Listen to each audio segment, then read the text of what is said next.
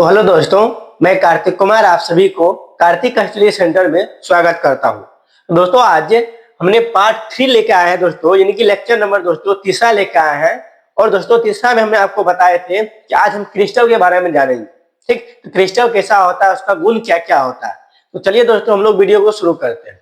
तो देखिए दोस्तों, क्रिस्टल का हम लोग भाग बांट लिए थे, यानी कि ठोस का दो प्रकार होता है विभिन्न ज्यामिति के आधार पे। दोस्तों ज्यामिति के आधार पे ठोस का कितना प्रकार, दो, एक क्रिस्टल एक नॉन क्रिस्टल। ठीक, जिसको हम लोग को नहीं बोलते थे, एमोर्फोस भी बोलते थे। ठीक, तो चलिए दोस्तों हम लोग आज क्रिस्टल के बारे में जानते हैं, उसके बाद हम दूसरा वीडियो में दोस्तों हम लोग और क्रिस्टल के बारे में जानेंगे। तो देखिए दोस्तों, क्रिस्टल में देखिए वह ठोस जिसका अवयवी कण में देखिए दोस्तों क्या क्या आ सकता है, परमाणु, अणु, आयन, ये तीनों चीज आ सकता है। दोस्तों जब भी कण का बात आए उस कण में आप है ना तीनों चीज को काउंटिंग करिएगा। परमाणु भी आ सकता है, अणु भी आ सकता है और आयन भी आ सकता है। एक निश्चित दोस्तों व्यवस्था में, दोस्तों एक निश्चित व्यवस्था में होता है, उसे हम लोग को जी बोलते हैं क्रिस्टल या ठोस बोलते हैं।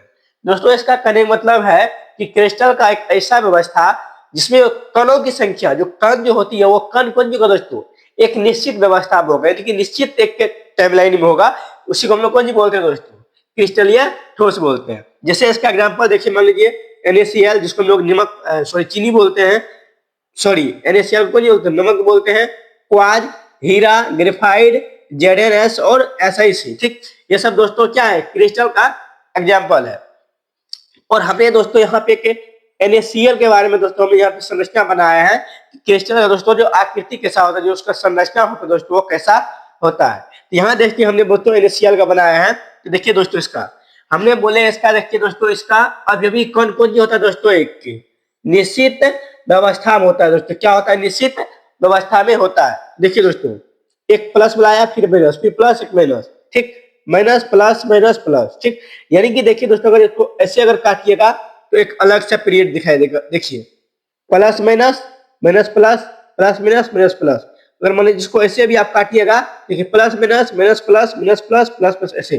ठीक, तो दोस्तों ये कभी भी ऐसा नहीं आएगा कि मान लीजिए अगर कोई अगर Na प्लस है, ये भी Na प्लस है, Cl माइनस है, Cl माइनस है, ऐसा कभी नहीं आएगा, ऐसा कभी नहीं आएगा। इसका एक निश्चित सा व्यवस्था होता है दोस्तों। आप कहीं पे भी काटिए दोस्तों, आप उसको अलग ही दिखेगा। दोस्तों देखिए minus plus, minus plus, minus plus, इधर भी देखिए, इधर भी देखिए, इसको भी करेंगे तो वैसा ही दिखेगा।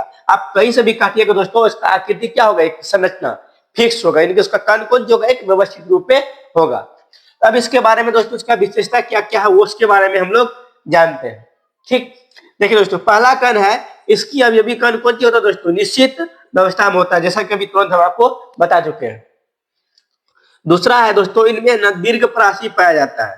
दीर्घ प्राशी मतलब जानते हैं दोस्तों, ये जो है, ये जो प्लस माइनस है ये अनेक दूर तक जाता रहेगा, यानी कि ये जो है दोस्तों, ये मान लीजिए plus minus, plus minus, plus minus, ये जो है दोस्तों ये अनंत तक जाते रहेंगे, जहां तक आप ले जाइएगा वहां तक जाएगा।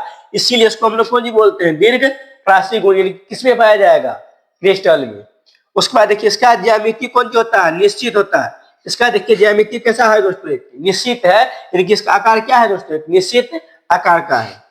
फिर देखिए यह सभी क्रिस्टल है ना सुनिश्चित सतहों से घिरा रहता है। इसका कहने का मतलब यह है दोस्तों, क्रिस्टल को आप किधर से भी चाकू काटिएगा, यानी कि किसी दिशा से आप काटिएगा, उसका सतह कौन सी निकलेगा दोस्तों, प्लेन निकलेगा, पूरा प्लेन। यानी कि अगर इसको जैसे जैसे हम लोग काटे थे, इसका एक प्लेन सतह निकलेगा। अगर इसको ऐसे काटेंगे, इसका एक प्लेन सतह निकलेगा, खुरदुरा नहीं निकलेगा दोस्तों।